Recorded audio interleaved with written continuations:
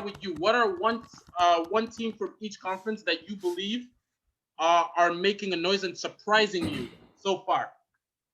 The Knicks are in the playoff spot. That's the end of my. That's it.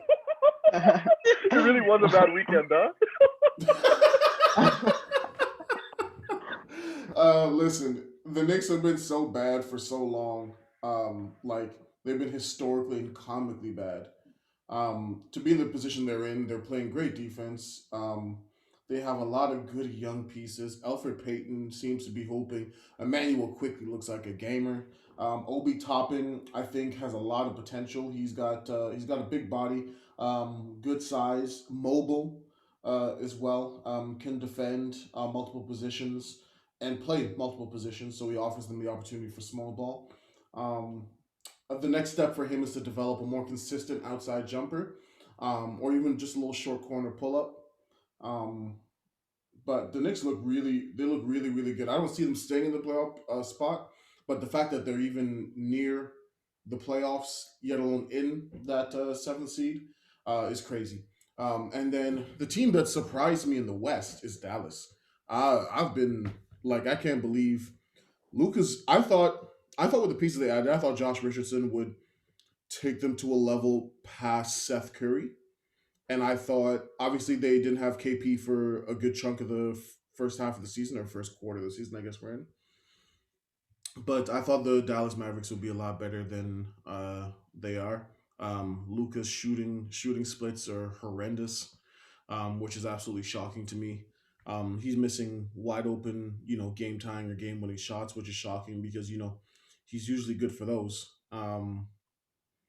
And yeah, man, Dallas has really shocked me. I'm surprised that they're out of the playoff spot, but at the same time, they're only a game and a half out, right? So I can't, it's still a little bit early to, throw in the towel on them, but it's still surprising that they're in the position they're in with all the talent they have on that team and the coaching with Rick Carlisle.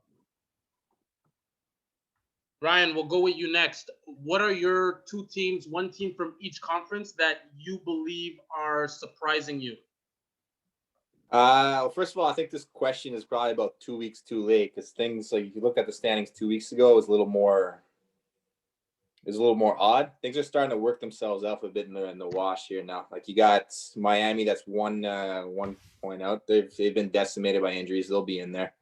They'll probably take New York's spot. The other team in the East is Charlotte. That's a bit surprising. Gordon Hayward's doing his thing. LaMelo's doing his thing. So, but I don't think they'll be in there by the end of it either. I think Atlanta will probably take that one. The end of the day, things are going to work out the way they're. I think everything in the NBA, 72 games, things are going to work out the way everyone expected them to. It's just a weird start to the year, right? No training camp, things like that. But I'll take Charlotte as my surprise to start the year. God, I'm looking at the standings right now. The records in the East are awful, though. Like Charlotte's in a sixth seed at 13-15. Then you go down the list and you got Golden State at 14-13, and they're the 8th seed in the West. So I'll take Phoenix as my surprise in the West. I expected them to be in a playoff spot, but I didn't expect them to be 17-9 at this point. Like they did the thing in the bubble, but still a young team. I don't think they'll end up in the 4th seed. I think they'll end up closer to the 6, 7, 8 seed. But surprising to see them that high up so far. Mukhtar, what do you make of the NBA Eastern and Western Conference thus far? What teams are surprising you? Honestly, I know we were supposed to pick between 7 and 12, but I'm going to take Boston. Boston's really surprised me. I thought they'd be much better than what they are right now. Mm-hmm. Looks like Kemba has come back really well from his injury, and they're missing Marcus Smart right now. So, yeah, they're not looking good to me. 13-13 at the 5th seed they're just like a couple of games out from being out the playoffs. So, but should that it's not looking good to me. Should that surprise you with the COVID protocols and the injuries that they've had, or do you think they should still be higher?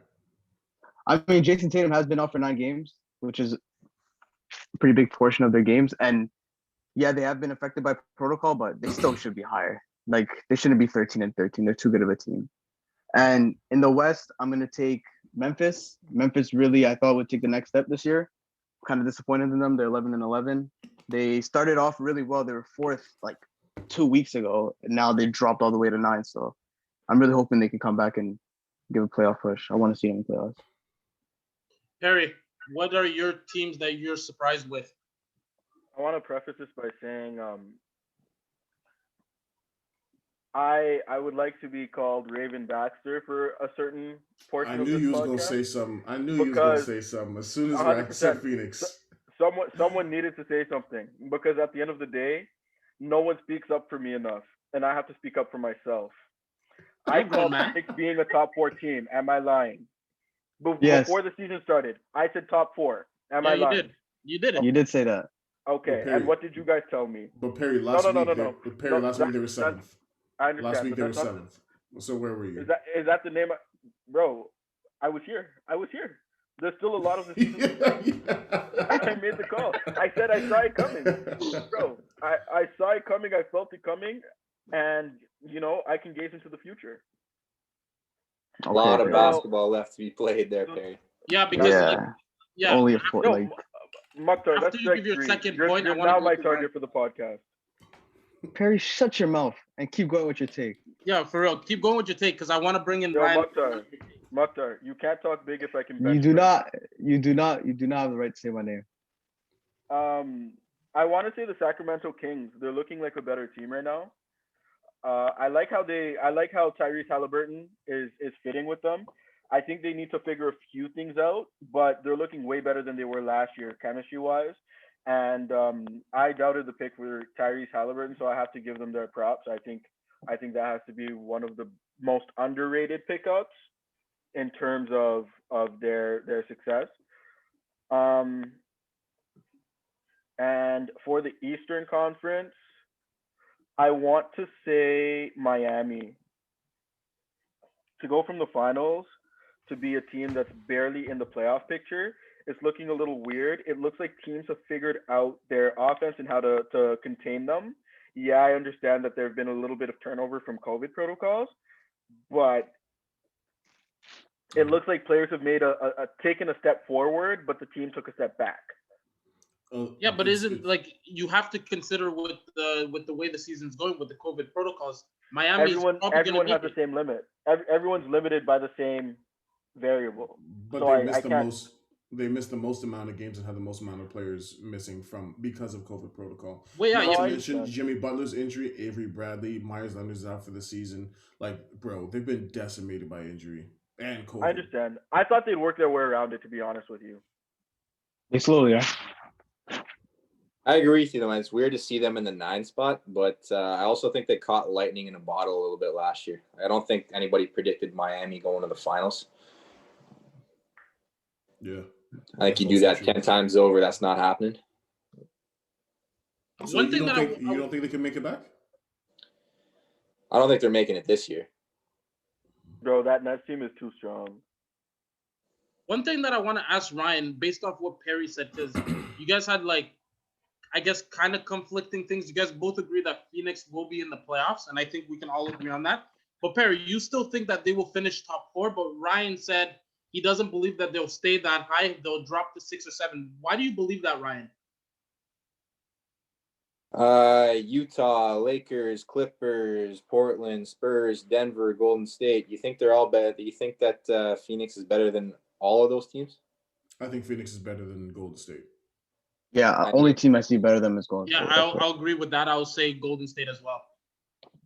Do I have to answer? Yes. I think they're better than. Can you name the teams one more time?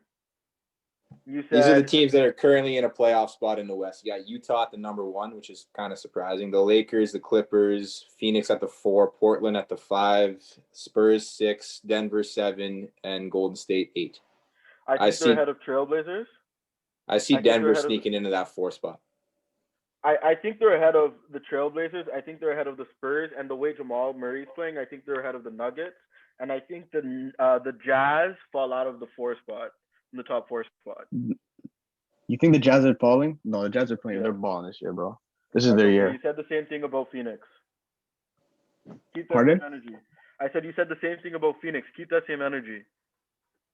Well, Phoenix is not better than Portland because Portland's playing better than them. Well, Portland's playing almost as better than them right now. They're one game out and they're missing CJ McCollum. Almost as better. Almost as better. Well, they're one game out. They're one Let's game take out. in the grammar. And almost you as got better. your whole team. Phoenix has their whole team. They're missing 27 points per game, and Nurkic is a double-double. So That's true. come on. We're talking about a team that hasn't been in a playoff picture in a very long time, too, in Phoenix. But we're talking right? about one of the best winning point guards, like the point guard that can take paper clips to the playoffs. He lost in 7 last year. That's okay. Probably He gonna be lost the in same 7 thing. to a better team. Well, that's okay. I didn't predict a deep playoff run. I predicted playoffs, top 4 seed.